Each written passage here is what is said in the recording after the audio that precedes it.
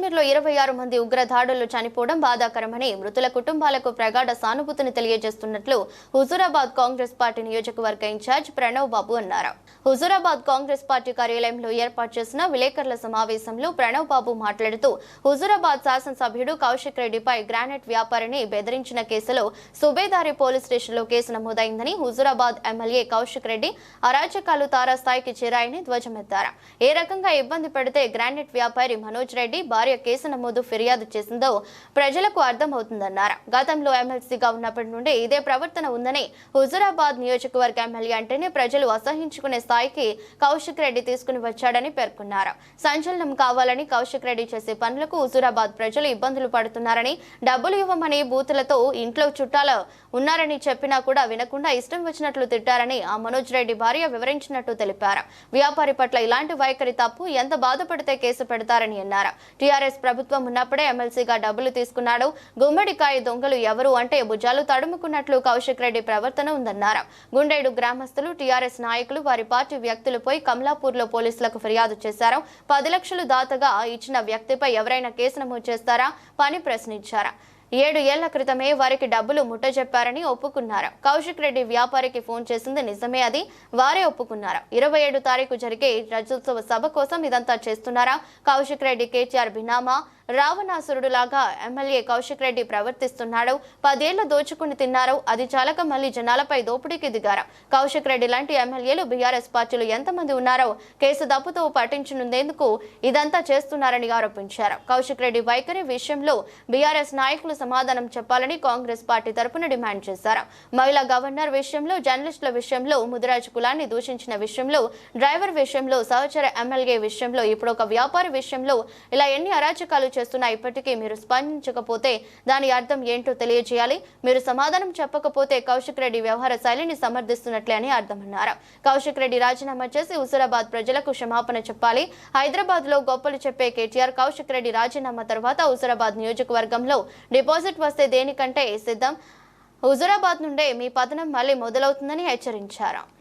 ఏదైతే జమ్మూ కాశ్మీర్లో పహల్గామ్ గ్రామంలో జరిగిన ఉగ్రదాడిలో 26 మంది ఎవరైతే చనిపోయినరో, ముఖ్యంగా దాంట్లో ఒక ఐబీ ఆఫీసర్ మనీష్ రంజన్, ఇంకోటి నేవల్ ఆఫీసర్ వినయ్ నర్వాల్ గారికి, వారి కుటుంబాలకు 26 మంది కుటుంబాలకు కూడా మా ప్రగాఢ సానుభూతి తెలియజేస్తూ, అదేవిధంగా ఇట్లాంటి పార్టీలకు అతీతంగా దేశంలో ఉగ్రవాదం ఉన్నప్పుడు ఏకమై ఒక్కటిగా పోరాడి మేము కేంద్ర ప్రభుత్వాన్ని కూడా కోరుతున్నాం.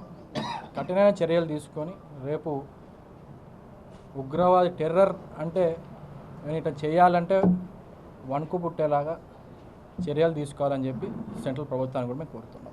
గ్రనైట్ వ్యాపారి కమలాపూర్ మండల్లో ఉండేడు వంగపల్లి శివార్ల ఉండే ఒక గ్రనైట్ వ్యాపారి మనోజ్ రెడ్డి అతని పేరు,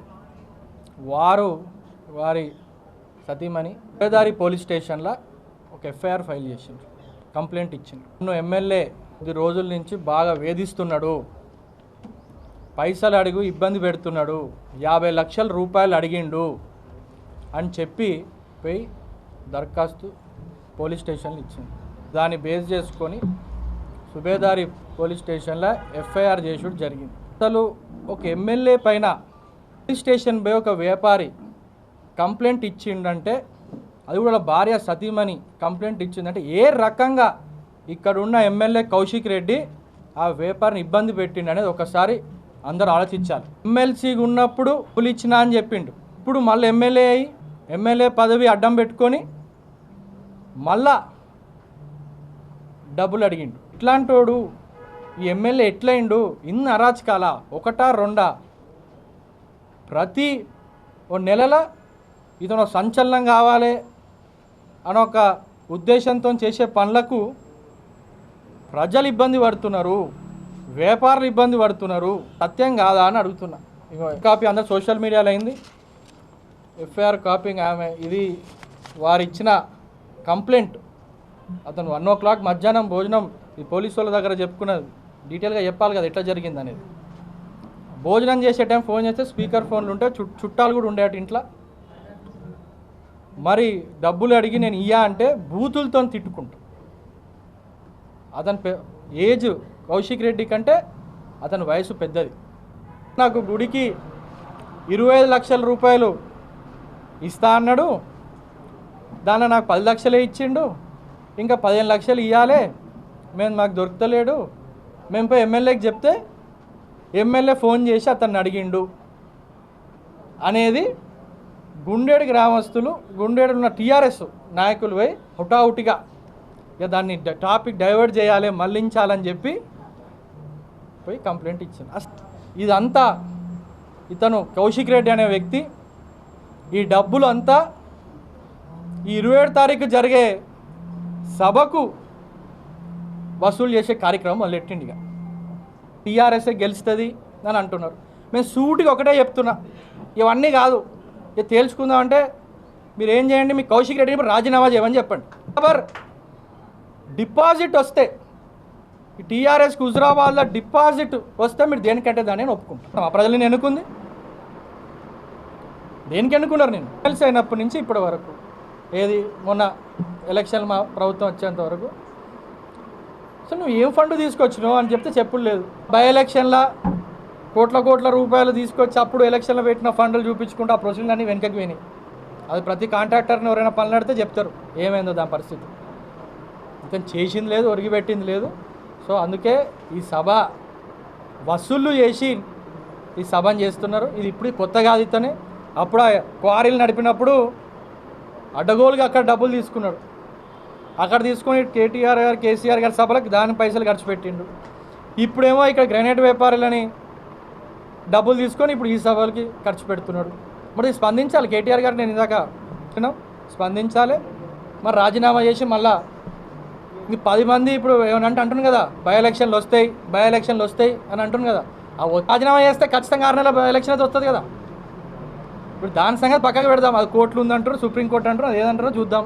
నువ్వు రాజీనామా చేయి హుజురాబాద్లో, 6 నెలలకు ఖచ్చితంగా నువ్వు రాజీనామా చేస్తే అది ఎలక్షన్ వస్తుంది, తెలిసిపోతుంది కదా మీ సత్తా ఏందో మా సత్తా ఏందో. ఇప్పుడు మరి ప్రజాపాలన మేము చేసిన సంక్షేమం అయితే ముందుకు పోతాం. మరి నువ్వేదైతే చెప్పుకుంటూ వస్తున్నావు అవి మాట్లాడదాం.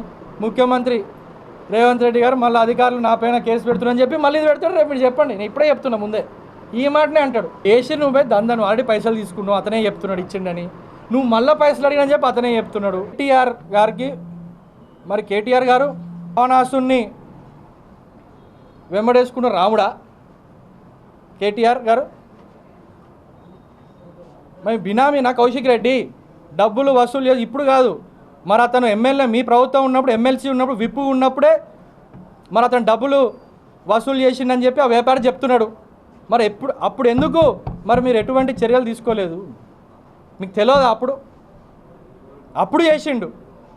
దీనిపైన ఇక్కడున్న జిల్లా అధ్యక్షుడి దగ్గర నుంచి మేము పార్టీ రాష్ట్ర అధ్యక్షుడిని మేము అడుగుతున్నాం.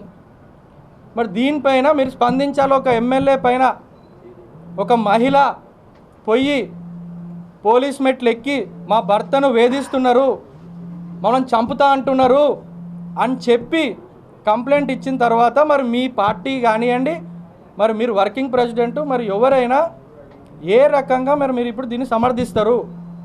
మీ స్పందన ఏందనేది ఖచ్చితంగా హుజురాబాద్ ప్రజలకు కానివ్వండి, రాష్ట్ర ప్రజలకు కానివ్వండి చెప్పాలి. 2 గుళ్ళు కట్టడానికి, అప్పుడు గ్రామదేవత చేసుకోవడానికి అతను డబ్బులు ఇచ్చింది 29 లక్షలు, మొత్తం 7 ఏళ్ల క్రితమే ఇచ్చింది. దాన్ని ఇప్పుడు వీళ్ళు ఏదో అడిగి కౌశిక్ రెడ్డి ఫోన్ చేసిండు అని అంటే, కౌశిక్ రెడ్డి వాస్తవంగా ఫోన్ చేసిండు 18 తారీఖు. ఏదైతే గ్రామస్తులు పోయి అడిగిన రాష్ట్రం అంటే కౌశిక్ రెడ్డి అనే వ్యక్తి ఫోన్ చేసిండు అనేది వాళ్ళే ఒప్పుకున్నట్టు అయింది ఇప్పుడు.